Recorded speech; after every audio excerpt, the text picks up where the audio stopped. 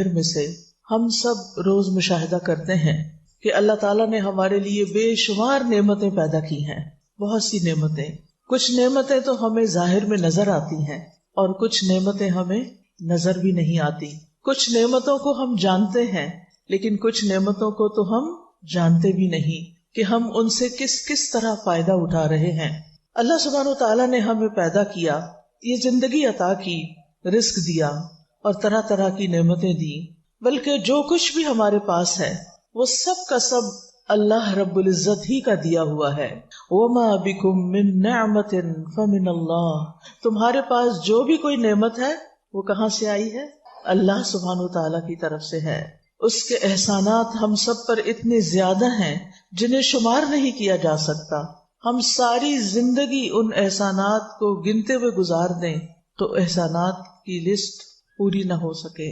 اللہ سبحانہ وتعالیٰ نے ہمیں وہ بھی دیا جو ہم نے مانگا اور وہ بھی دیا جو ہم نے مانگا ہی نہیں اور ہمیں اس کا پتہ بھی نہیں. وَآتَاكُم مِّن كُلِّ مَا سَأَلْتُمُوهُ وَإِن تَعُدُّوا نِعْمَةَ اللَّهِ لَا تُحْصُوهَا ان الانسان لظلوم کفار، اور اس نے تمہیں ہر اس چیز میں سے دیا جو تم نے اس سے مانگی، اور اگر تم اللہ کی نعمتوں کو گننا چاہو، شمار کرنا چاہو تو شمار نہ کر پاؤ گے. بلا شبہ انسان یقیناً بڑا ہی ظالم، بہت ناشکرا ہے. یعنی ہم اس کی نعمتوں کا شکر ادا ہی نہیں کر سکتے. اگر ساری زندگی بھی سجدے میں پڑے رہیں تو ہم شکر ادا نہیں کر سکتے. ان بے شمار نعمتوں میں سے ایک نعمت دنیا میں آتے ہی جس کی ہمیں ضرورت ہوتی ہے وہ ہے کھانا پینا. کھانا اللہ کی نعمتوں میں سے ایک بہت بڑی نعمت ہے جس کے بغیر یہ زندگی قائم نہیں رہ سکتی. اگر ہم کھانا پینا چھوڑ دیں تو کچھ ہی دن کے بعد ہم دنیا سے بھی رخصت ہو جائیں. اس کھانے پر ہماری قوت کا انحصار ہے، اس کھانے پر ہماری زندگی کا انحصار ہے. اور یہ کھانا ہمیں کون دیتا ہے؟ ہمارا رازق کون ہے؟ اللہ. الذی اطعمہم من جوع وآمنہم من خوف، وہی جس نے انہیں بھوک سے بچا کر کھانا دیا اور خوف سے بچا کر امن دیا. یہ کھانا زمین سے بھی آتا ہے اور آسمان سے بھی یہ رزق برستا ہے. اللہ تعالیٰ فرماتے ہیں یا ایھا الناس اذکروا نعمت اللہ علیکم ھل من خالق غیر اللہ یرزقکم من السماء والارض لا الہ الا ھو فَأَنَّا يُؤْفَكُونَ. لوگوں اپنے اوپر اللہ کے احسان کو یاد رکھو. کیا اللہ کے سوا کوئی اور خالق ہے جو تمہیں آسمانوں اور زمین سے رزق دے؟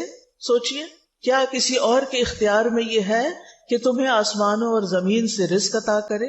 یاد رکھو اس کے سوا کوئی الہ نہیں. پھر تم کہاں سے دھوکا کھا جاتے ہو؟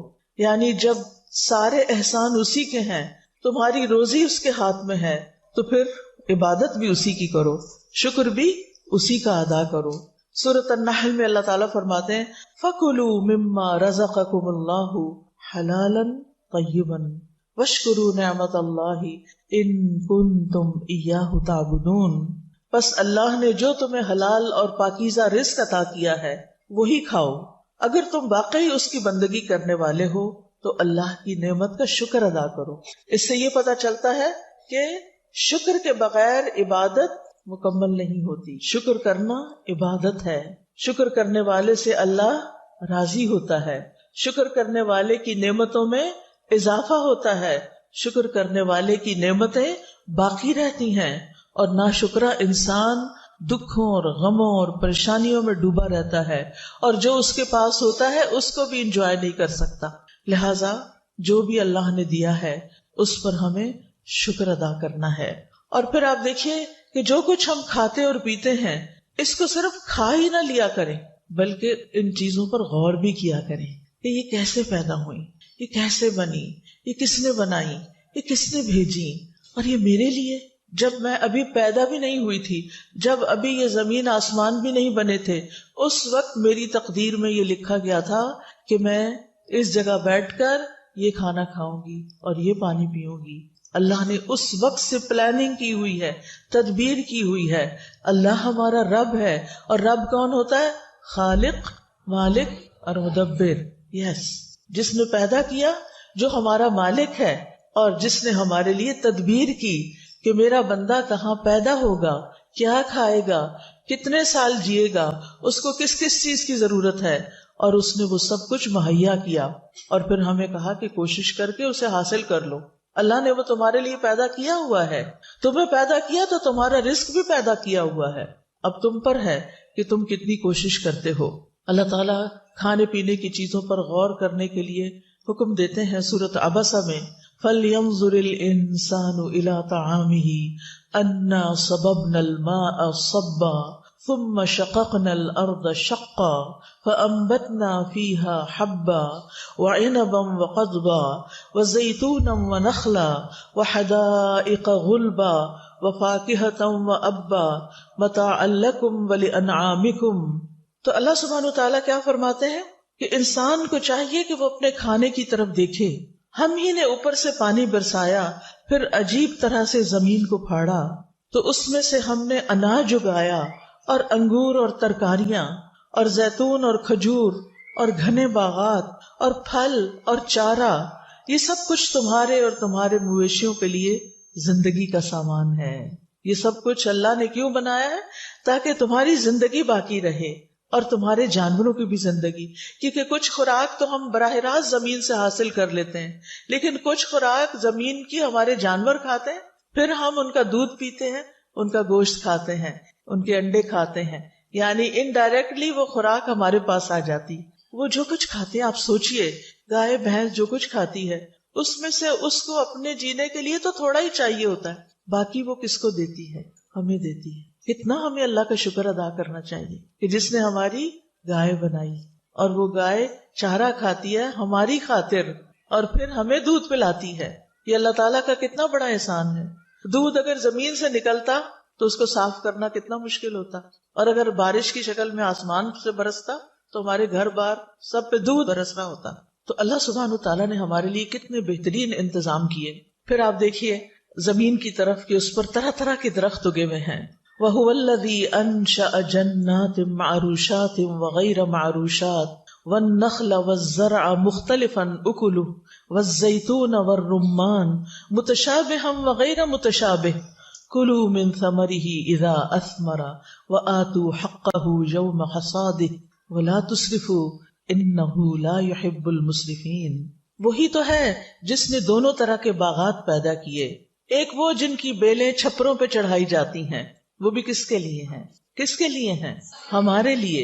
دوسرے وہ درخت جو خود اپنے تنے پہ کھڑے ہوتے ہیں، یعنی کچھ تو اپنے تنے پہ کھڑے نہیں ہو سکتے، سہارا لے کے اوپر جاتے ہیں اور پھر ہمارے لیے پھل پیدا کرتے ہیں۔ نیز کھجوریں اور کھیتیاں پیدا کی جن سے کئی طرح کے معقولات حاصل ہوتے ہیں۔ نیز اس نے زیتون اور انار پیدا کیے جن کے پھل اور مزے ملتے جلتے بھی ہوتے ہیں اور مختلف بھی ہوتے ہیں، کوئی کھٹا، کوئی میٹھا، کوئی درمیانہ۔ جب یہ درخت پھل لائیں تو ان سے خود بھی کھاؤ، اور فصل کاٹتے وقت ان میں سے اللہ کا حق بھی ادا کرو، یعنی سارا خود ہی نہ کھا جاؤ، بلکہ ان کو بھی دو جو محروم ہیں، ان کو بھی دو جو سوالی ہیں، جو ضرورت مند ہیں، کیونکہ انسان کے کھانے میں، انسان کے رزق میں اوروں کا بھی حصہ ہے۔ اور بے جا خرچ نہ کرو، کیونکہ اللہ اسراف کرنے والوں کو پسند نہیں کرتا۔ پھر اسی طرح سورۃ النحل میں اور کھیتیوں اور سبزیوں وغیرہ کا بھی ذکر کیا گیا۔ وَمِن ثَمَرَاتِ النَّخِيلِ وَالْأَعْنَابِ تَتَّخِذُونَ مِنْهُ سَكَرًا وَرِزْقًا حَسَنًا إِنَّ فِي ذَلِكَ لَآيَةً لِقَوْمٍ يَعْقِلُونَ۔ نیز کھجور اور انگور کے پھلوں سے ہم تمہیں ایک مشروب پلاتے ہیں جسے تم نشہ آور بھی بنا لیتے ہو اور عمدہ رزق بھی، یعنی لوگ کھجور سے اور انگور وغیرہ سے ڈرنک بھی بنا سکتے ہیں، کھجور سے ملک شیک بنا سکتے ہیں، خود کھجور سے نبیذ بنتا ہے، اور اسی طرح انگور سے بھی جوس بنتا ہے، کھانے کے کام بھی آتا ہے۔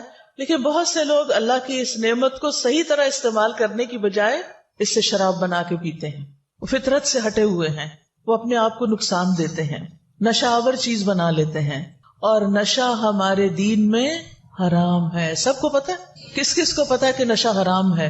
ہاں الحمدللہ، پیچھے تک سب کو پتا ہے، لیکن افسوس یہ کہ آج ہمارے ینگسٹرز بے دریغ نشہ استعمال کر رہے ہیں۔ کالجز کے اندر، یونیورسٹیز کے اندر، حتیٰ کہ ہائی سکولز کے اندر بچے نشہ کرنا شروع ہو گئے۔ نشہ حرام ہے۔ اللہ نے ہمیں عقل دی ہے، اور عقل ہی انسان کی خوبصورتی کا باعث ہے، یعنی جو بے عقل انسان ہوتا ہے اس کی طرف کوئی توجہ نہیں کرتا، اس کی کوئی بات نہیں سنتا. تو عقل جو ہے اس کو استعمال کر کے ہی ہمیں جینے کا ڈھنگ آتا ہے، اسے استعمال کر کے ہی ہم دین کا علم حاصل کرتے ہیں. اسی عقل کے ذریعے ہم اللہ تعالیٰ کو بھی پہچانتے ہیں. اور اگر یہ عقل ہی ماری جائے تو پھر ہم کس کام کے رہے؟ ہم نے اپنے آپ کو خود ہی نقصان پہنچایا. تو اس لیے بہت ضروری ہے کہ کوئی چیز اس عقل کو خراب کرنے والی نہ ہو. پھر اسی طرح اللہ تعالیٰ نے خالص دودھ ہمیں پلایا. وَإِنَّ لَكُمْ فِي الْأَنْعَامِ لَعِبْرَةً نُسْقِيكُم مِّمَّا فِي بُطُونِهِ مِن بَيْنِ فَرْثٍ وَدَمٍ لَبَنًا خَالِصًا سَائِغًا لِلشَّارِبِينَ. اور بلا شبہ تمہارے لیے چوپایوں میں بڑی عبرت ہے. ہم ان چیزوں میں سے جو ان کے پیٹوں میں ہیں، گوبر اور خون کے درمیان سے تمہیں خالص دودھ پلاتے ہیں. دیکھو کہاں سے آتا ہے یہ دودھ، جو پینے والوں کے لیے حلق سے آسانی سے اتر جانے والا ہے. یعنی دودھ پینے میں کسی کو مشکل پیش نہیں آتی. چھوٹے چھوٹے بچے بھی دودھ آرام سے پی جاتے ہیں، ان کے حلق سے آسانی سے اتر جاتا ہے.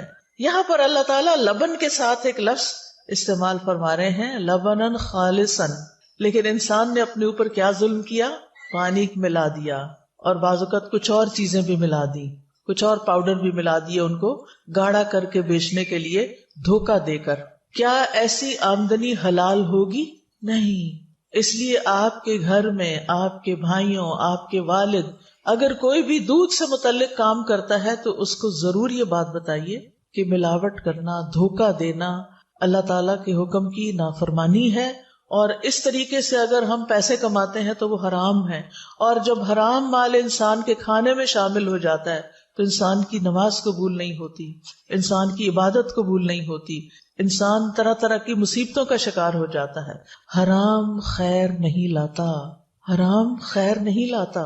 اس لیے اپنے کھانے پینے سے حرام بھی نکالنا ہے. وہ حرام بھی جو بظاہر حرام نظر آتا ہے، اور وہ حرام بھی جو حرام مال کے ذریعے حرام ہو جاتا ہے. اس لیے آپ دیکھیے کہ دودھ ایک مکمل غذا ہے جس پر ہمارے بچوں کی نشو و نما کا انحصار ہے. ہماری خواتین کے لیے اور مردوں کے لیے کیلشیم فراہم کرتا ہے، اور بھی بہت سی غذائیتیں ہیں اس میں. اگر دودھ خالص ہی نہ رہے تو آپ دیکھیے کہ ہم اپنے ہی جیسے انسانوں پر، خود اپنے ہی بچوں پر کیسا ظلم ڈھا رہے ہیں. اور ہمارے اس ظلم کی وجہ سے جو بیمار ہوگا، جو پریشان ہوگا، جس کو بھی نقصان پہنچے گا، قیامت کے دن وہ آ کے ہمارا دامن پکڑے گا، پھر ہمیں اپنے عمل میں سے اس کو دینا پڑے گا. تو بہتر ہے کہ ہم دنیا میں ہی اپنے اعمال کی اصلاح کر لیں اور ہم کھانوں میں ملاوٹ کرنا چھوڑ دیں. پھر اسی طرح اللہ تعالیٰ نے بہترین غذاؤں کا ذکر کرتے ہوئے شہد کا ذکر کیا. اب آپ دیکھیں کن کن چیزوں کا ذکر ہو چکا ہے. سبزیاں، پھل، دودھ، جوس اور شہد. شہد اور شہد آپ دیکھیے کہ اللہ تعالیٰ نے کتنا زبردست کارخانہ لگایا ہے شہد بنانے کا، اور کتنی چھوٹی سی مخلوق کو ہمارے لیے شہد بنانے پہ لگا دیا. وہ کتنا رس پیتی ہے اور اس میں سے خود کیا لیتی ہے، خود اس کی ضرورت کتنی تھوڑی سی ہے، اور باقی وہ ساری محنت آپ کے لیے کرتی ہے. ہزاروں میل کا سفر اڑ اڑ کے طے کرتی ہے، طرح طرح کے پھولوں پہ بیٹھتی ہے، رس چوستی ہے، لا کے اپنے چھتے میں ڈالتی ہے، اور پھر اس کو موم سے پیک کر کے آپ تک پہنچاتی ہے. پہلے اس کو پی لیتی ہے، پھر اس کو کنورٹ کرتی ہے شہد میں اور اس کو بھرتی ہے ان ڈراپس کے اندر، اور پھر اس چھتے کے ذریعے وہ شہد آپ تک پہنچتا ہے. افسوس یہ کہ ہم نے شہد میں بھی ملاوٹ کرنی شروع کر دی. گڑ اور چینی گھول کے رکھ دیتے ہیں کہ مکھیاں وہی پی لیں اور اسی سے شہد بنا دیں. تو وہ ایک طرح سے ہم دوبارہ کیا کھا رہے ہوتے ہیں، دوبارہ وہی شوگر کھا رہے ہوتے ہیں اور وہی چیزیں استعمال کر رہے ہوتے ہیں.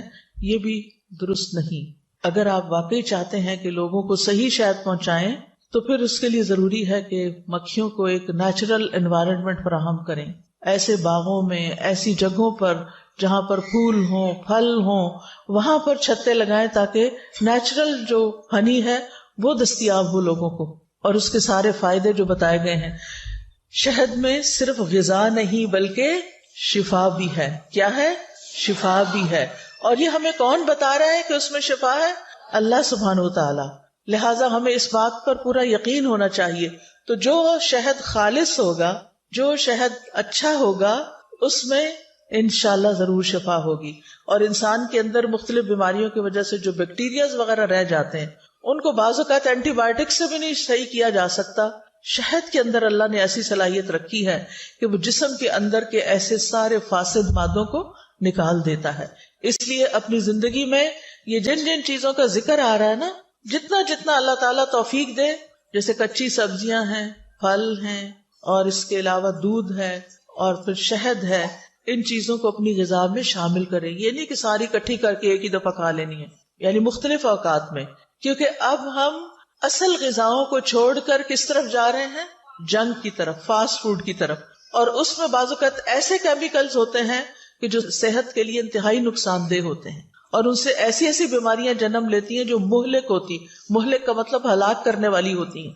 تو ہمیں کیا کرنا ہے؟ Back to basics. جو اللہ تعالیٰ نے ہمارے لیے پیدا کیا ہے واپس اس کی طرف پلٹنا ہے.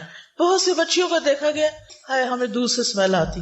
آپ کو یاد ہے نبی صلی اللہ علیہ وسلم جب معراج پر تشریف لے گئے تھے تو اس وقت آپ کو 2 چیزیں پیش کی گئی تھیں. وہ کیا تھیں؟ شراب اور دودھ. آپ نے کیا اختیار کیا؟ دودھ. آج ہمارے سامنے کوئی پیپسی اور دودھ کا گلاس رکھے، ہم کیا اٹھائیں گے؟ کیا واقعی ہم نبی صلی اللہ علیہ وسلم کی سنت کو فالو کر رہے ہیں؟ ہم آپ کی امت ہیں، ہمیں وہی چیزیں پسند کرنی چاہیے جو نبی صلی اللہ علیہ وسلم نے پسند کی، اور جن چیزوں کو آپ نے چھوڑ دیا وہ ہمیں بھی چھوڑ دینی چاہیے، کیونکہ اس میں ہمارے لیے خیر نہیں ہے.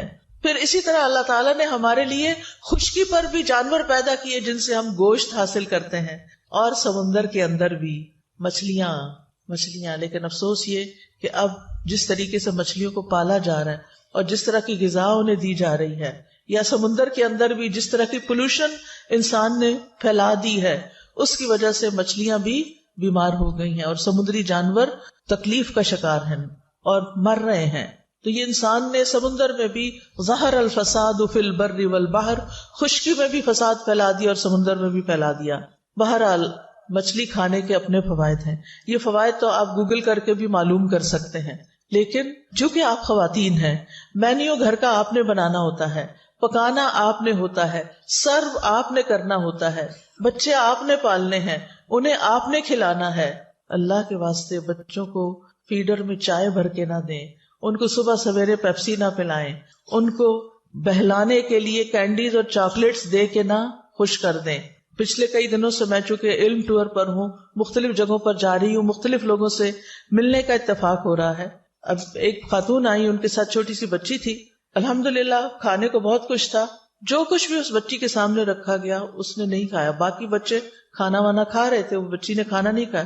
میں نے کہا یہ کیا کھاتی ہے؟ پتہ چلا یہ صرف بسکٹ اور پیسٹری وغیرہ کھاتی ہے، یہ کھانا نہیں کھاتی. اور بالکل کمزور سی بچی.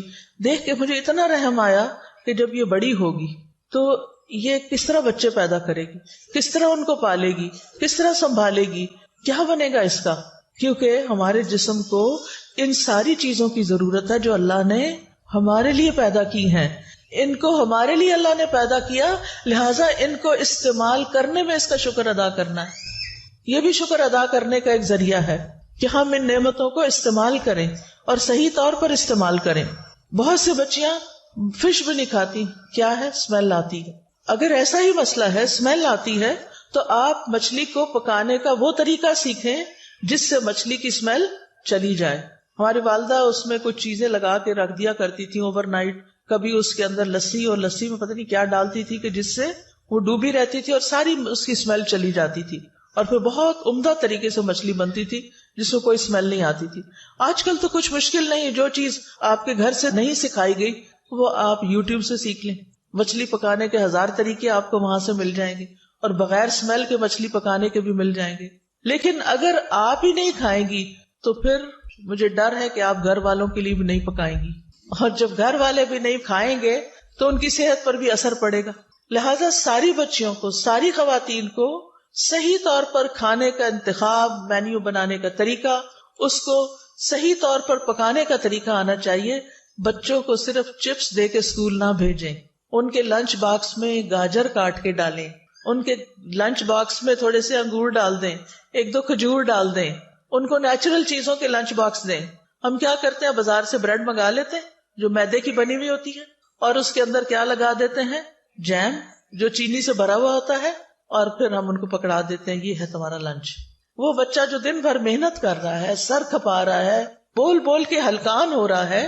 آپ کو پتہ نا اسکولوں میں کتنا کچھ کہلواتے ہیں، چکھواتے ہیں، اور پھر وہ بچے بول بول کے تھک جاتے ہیں. کیونکہ میں یہ تجربے سے کہہ رہی ہوں، جو اسلام آباد میں جس ایریا میں میں رہتی ہوں ساتھ ہی اسکول ہے، اس میں جب بریک کے وقت اتنا شور ہوتا ہے، چھٹی کے وقت اتنا شور ہوتا ہے، جب ان کی وہ معلوم نہیں کیا ایکٹیویٹی کوئی چل رہی ہوتی ہے، اس میں بچے اتنا شور کر ہر بات کا جواب چیخ چلا کے دے رہے ہوتے ہیں. حالانکہ ضروری نہیں ہوتا کہ چیخ کے بولا جائے، لیکن پھر بھی شاید ان کی انرجی کنزیوم کرنے کے لیے کہ یہ تھوڑے سے پھر تھک کے گھر جائیں تو سو جائیں. لیکن پھر کیا ہوتا ہے، ایک دم ہم ان کو شوگر کھلاتے، میدے میں بھی شوگر ہے کیونکہ کاربوہائیڈریٹس میں شوگر، اس میں پھر شوگر، جیم میں شوگر، وہ شوگر کھا کے ایک دم پھر ہائپر ہوتے ہیں. ان کے اندر پھر ایک عجیب طرح کی طاقت آتی ہے جس کی وجہ سے پھر وہ طرح طرح کی شرارتیں کرتے ہیں، یا پھر دوسرے بچوں سے لڑتے ہیں یا تنگ کرتے ہیں. پھر ہم کہتے ہیں یہ بڑے بدتمیز ہیں، پھر ان کو 2-4 لگا کے چپ کرا کے بٹھا دیتے ہیں. یہ تو نہیں تربیت ہوتی نا. غلطی کس کی ہے کہ وہ اس وقت اتنے ہائپر ہوئے ہیں. پھر یا ان کو ڈبوں کے جوس پکڑا دیتے ہیں اور بڑے خوش ہوتے ہیں اللہ نے ہمیں بہت دیا، ہم اپنے بچوں کو ڈبوں کے جوس دے سکتے. اللہ نے آپ کو اس ملک میں پیدا کیا ہے جہاں سبحان اللہ ہر طرح کا پھل، ہر طرح کی نعمتیں، ہر طرح کی سبزیاں موجود ہیں، تازی چیزیں موجود ہیں، لیکن آہستہ آہستہ ہم ان چیزوں کو چھوڑ کر ہر چیز ریڈی میڈ چاہتے ہیں تاکہ ہمیں تکلیف نہ کرنی پڑے. اور کون صبح صبح گاجر چھیلے اور کاٹے اور ان کے ڈبے میں ڈالے؟ ان کو ہی سکھا دیں، وہ خود ہی کاٹ لیا کریں. کیونکہ کچھ مائیں بڑی عقل مند ہوتی، وہ بچپن میں بچوں کو، اور میں یہ خود مشاہدہ دیکھ کر آئی ہوں. میری بھانجی ہے اور اس کا چھوٹا سا بچہ، میں اس سے ملاقات کرنے کے لیے 2-2.5 سال کا بچہ ہے، تو ہم لوگ بیٹھے ہوئے تھے، کعوہ بنا کر لائی، اور اس بچے نے، اتنے چھوٹے بچے نے، ایک کپ میں سے چائے کا چمچ بھرا، دوسرے میں ڈالا، دوسرے، جیسے وہ اسکول میں ایکٹیویٹی کرتے ہیں، وہ الہدا کے بچوں کا جو سیکشن ہے اس میں آتا ہے، تو وہ ان کو سکھاتے ہیں کہ چیزیں پور کیسے کرتے ہیں، چیز اٹھاتے کیسے ہیں، چیز رکھتے کیسے ہیں. وہ ماشاءاللہ اتنی موٹر سکلز اتنی زیادہ بہترین ہو جاتی ہیں کہ بچے چھوٹی عمر میں ہی خود کھانا سیکھ جاتے ہیں، خود اٹھانا سیکھ جاتے ہیں، کاٹنا سیکھ جاتے ہیں، جوڑنا توڑنا سیکھ جاتے ہیں، ترتیب سے رکھنا سیکھ جاتے ہیں. یہ ساری چیزیں بچپن میں آپ بچوں کو گھر میں بھی سکھا سکتی ہیں. ضروری نہیں کہ اس کے لیے آپ ان کو الہدا کی مونٹیسری میں ہی بھیجیں. آپ کا ہر گھر خود ایک مونٹیسری ہونا چاہیے، ایک تربیت گاہ ہونا چاہیے، لیکن اس کے لیے تو پھر ماں کو خود پہلے سیکھنا ہوگا نا. ہم بچیوں کو اتنا کچھ پڑھا دیتے ہیں لیکن ان کو ماں بننا نہیں سکھاتے، ان کو گھر داری نہیں سکھاتے. اس سے اچھی تو ہماری نانی دادی وغیرہ تھی کہ جنہوں نے ہماری ماؤں کو، اور پھر ہماری ماؤں نے ہمیں اسٹرکٹ طریقے سے سختی کے ساتھ پالا، اور کچھ چیزوں کے اوپر بہت ہی ڈسپلن کیا کہ یہ تو کرنی ہی پڑے گی، یہ تو کرنی، سلائی بھی آنی چاہیے، بٹن لگانا آنا چاہیے، کاج بنانا آنا چاہیے. اب یہ چیزیں بھی نہیں ہیں. اچھا بٹن ٹوٹ گیا، اٹھا دو، دے دو یہ کسی کو کپڑا. یہ سلائی ادھڑ گئی، اب ہمارے گھر میں تو مشین بھی نہیں ہوتی ہے تو چلانی نہیں آتی، دھاگا ہی نہیں ڈالنا آتا. یعنی اگر کسی بچی کو کہنا مشین میں دھاگا ڈالو تو اس کو دھاگا نہیں اب ڈالنا آئے گا، کیونکہ یہ چیزیں، یہ فن، یہ سکلز ناپید ہو گئی. اب کیا اس کی جگہ آ گیا موبائل، اب وہ خوب چلانا آ گیا. اب مشین کون چلائے بیٹھ کے؟ اب تو یہ صرف ایک فن رہ گیا. تو اب اس کا نتیجہ کیا ہوتا ہے کہ اب ہمیں ہر سیزن میں نئے کپڑے چاہیے، کیونکہ پہلے کیا ہے، پھٹ گئے، پھٹے نہیں ادھڑے ہیں. ادھڑنے اور پھٹنے کا بھی ہمیں فرق نہیں پتا چلتا. اب وہ نکالے جاتے ہیں، پھر کہتے ہیں کیا کریں، تنخواہ پوری نہیں ہوتی. کیسے پوری ہو جب آپ کے خرچ کرنے کا انداز یہ ہے؟ تو پھر یہاں تو لاکھوں بھی آئے تو پورے نہیں پڑیں گے. تو اللہ سبحانہ وتعالی مسرفین کو پسند نہیں کرتا، فضول خرچ لوگوں کو پسند نہیں کرتا. تو ہمارے پاس ملینز بھی ہوں، ہم بلینئر بھی ہوں، تب بھی ہمیں اچھے طریقے سے، سلیقے سے خرچ کرنا چاہیے، چیزوں کو ضائع نہیں کرنا چاہیے، کیونکہ اللہ تعالیٰ کو ایسے لوگ پسند نہیں ہیں. اللہ تعالیٰ نے یہ سارے ریسورسز ہمیں اس لیے نہیں دیے کہ ہم ان کو ایسے تیسے استعمال کر کے ضائع کر کے پھینک دیں. ان نعمتوں کا شکر ادا کریں، اور شکر ادا کرنے کے لیے سب سے پہلے یہ سوچیں یہ اللہ نے مجھے دی ہیں، میرے رب نے پیدا کی ہیں، میرے رب نے میرے لیے یہ بھیجی ہیں. جیسے حضرت ابراہیم علیہ السلام کیا کہتے تھے، والذی یطعمنی ویسقینی، وہی ہے جو مجھے کھلاتا اور پلاتا ہے. کبھی ہم نے بھی کہا وہی ہے جو مجھے کھلاتا اور پلاتا ہے؟ کسی دن کھانے کی میز پہ بیٹھ کے ضرور کہیں وہی ہے جو مجھے کھلاتا اور پلاتا ہے. ہمارے اندر یہ یقین ہونا چاہیے کہ جو کھانا ہم کھا رہے ہیں، جو پانی ہم پیتے ہیں، جو چیز ہمیں ملتی ہے، وہ دراصل اللہ سبحانہ تعالیٰ ہی کی طرف سے ہوتی ہے، وہی عطا کرتا ہے. لہٰذا ہم اسی کے شکر گزار بنیں. رب کا شکر ادا کر بھائی جس نے ہماری گائے بنائی. پھر آپ دیکھیں کہ شکر کیسے ادا ہوتا ہے. اور شکر کیوں کرنا چاہیے؟ ایک تو پہلے میں نے بتایا کہ شکر کرنے سے اللہ سبحانہ و تعالیٰ نعمتیں بڑھا دیتے ہیں، باقی رکھتے ہیں اور زیادہ دیتے ہیں، اور اس کے علاوہ شکر ادا کرنے سے اللہ بندے سے راضی ہو جاتا ہے۔ حدیث میں آتا ہے اللہ تعالیٰ اس بندے سے راضی ہو جاتا ہے جو ایک